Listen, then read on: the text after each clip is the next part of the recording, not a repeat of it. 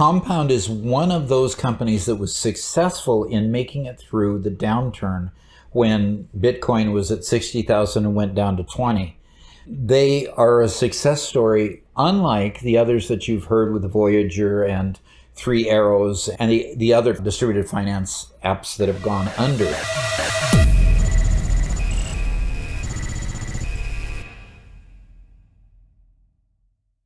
So I want to share with you why they were successful first.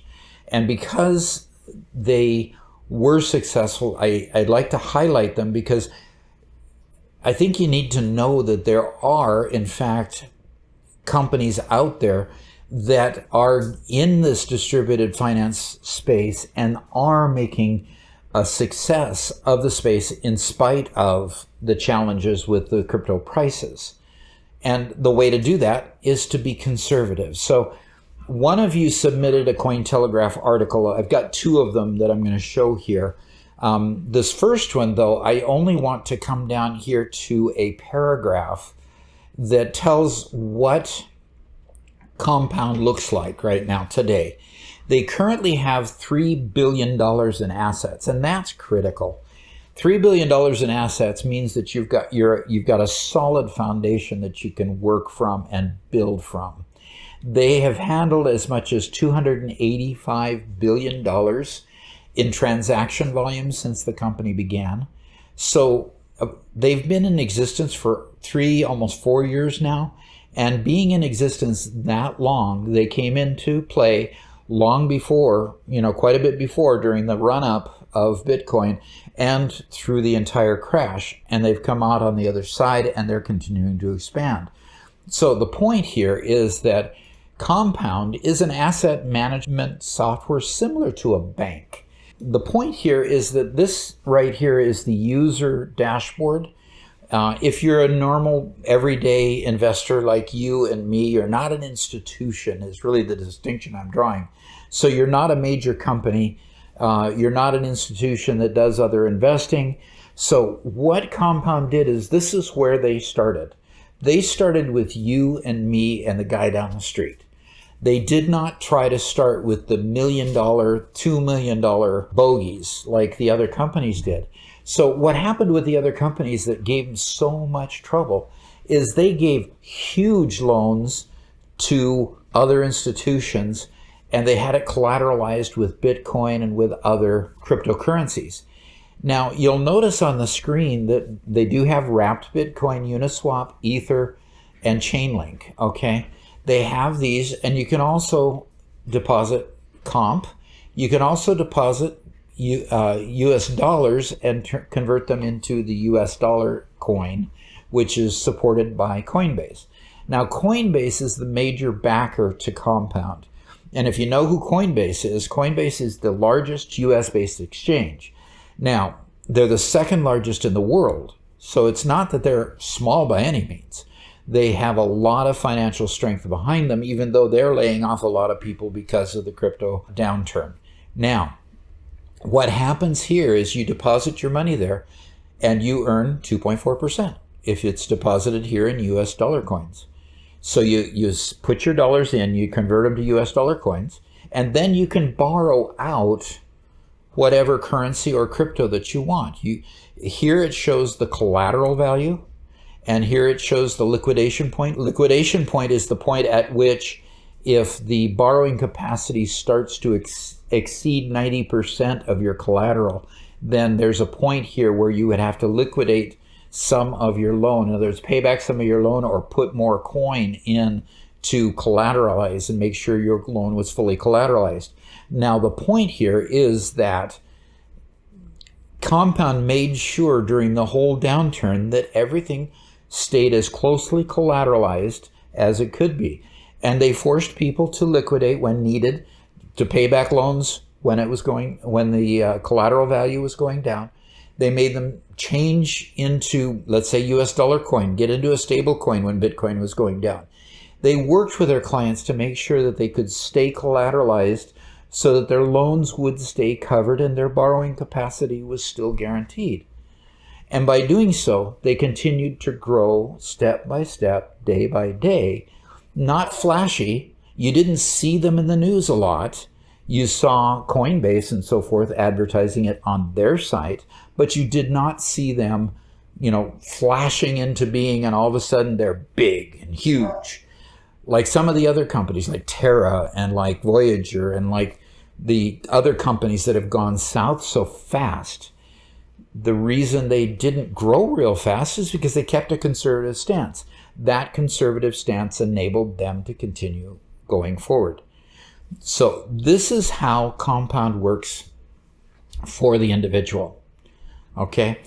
And so what I'm going to do now is I'm going to switch to the next phase of compounds growth. This particular article here was related to the other article in the fact that both of them talked about the compound treasury launching borrowing for institutions. So their first growth phase was with individuals that put money in, collateralized their loans, borrowed up to 90%. They borrowed it at 6%. They got interest on the money that was parked there for collateralization. They got about 2.45%, I think is what it said on the screen. So the delta between those allowed, Compound to keep paying their bills and keep growing as they continued to march forward and gain more depositors and build more loans and get more loan payback and more interest and slowly grow.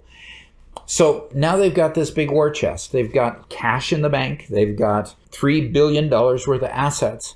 Now they've opened it to another level, which is institutions, large companies, other investment houses, and so forth that want to come park money. Now, why would a company do that? Okay, here's why. Let's say a company like Boeing, they have the Treasury department in Boeing, okay, and they've got Treasury stocks, they've got real estate, they've got all kinds of assets that support and back up all of the rest of their operations. Some are more liquid than others, but they keep that money available so that they can expand or handle problems with a downturn or an economy problem. And when you're growing, it works great because you keep putting more money back into the Treasury. So there are times, though, when you want to have something that's a little bit less liquid so that it earns more money. So you might have something like, Bitcoin or other more risky investments, but you need to be able to spend the cash and keep the cash liquid. So you can go to a facility like this and deposit those illiquid or less liquid funds and be able to borrow back cash, in the form of dollars. And you borrow back those dollars and you can then use those for current growth. It allows you to park your assets and still use the assets at the same time. So this is borrowing now for institutions. You'll see a new level of growth as Compound now moves into this phase of their growth. And if you go to the Compound Treasury, you'll notice that it has a little bit different look and feel. It allows clients to log in. And of course, I'm not a client, so I can't show you what it looks like after you've logged in. But here's kind of an example of how you deposit funds. You do it through a bank wire, or sometimes they call it an ACH. Here's the opening screen, and they give some interesting information. You get a good predictable yield and liquidity both. And that's the point I was talking about there, where a company will want to keep certain amount of money parked, but they'll want a certain amount to stay liquid.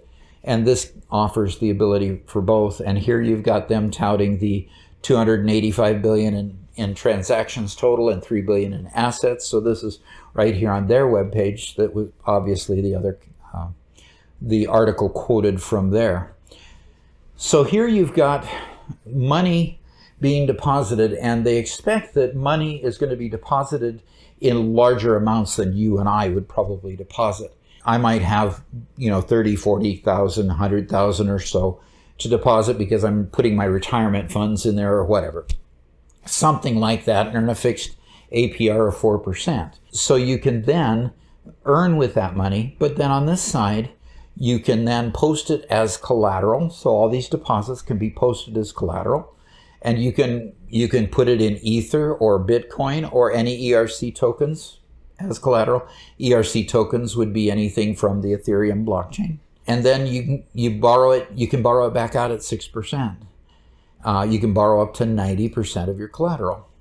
It's a new facility. It's distributed finance, which means that they are able then to have this operate, and basically the analysts are back there just watching and making sure accounts don't get out of balance. They run in the compound offices, they'll run reports that'll look for accounts that are struggling or having trouble. They'll work with those clients to get them built back to where they should be at the 90% collateral value. Realistically, most institutions would only borrow back maybe 50% so that they can be sure that they don't have an emergency situation like that. And so the offices are watching out for that stuff, and the clients basically have a good, stable interface that treats everybody the same. There's no qualifications. You deposit your money, you can borrow it back. You don't have this guy sitting behind a desk, really, really important, saying, no, you can't have that loan today. I love that. I hate bankers. I really do. This really would fit for me.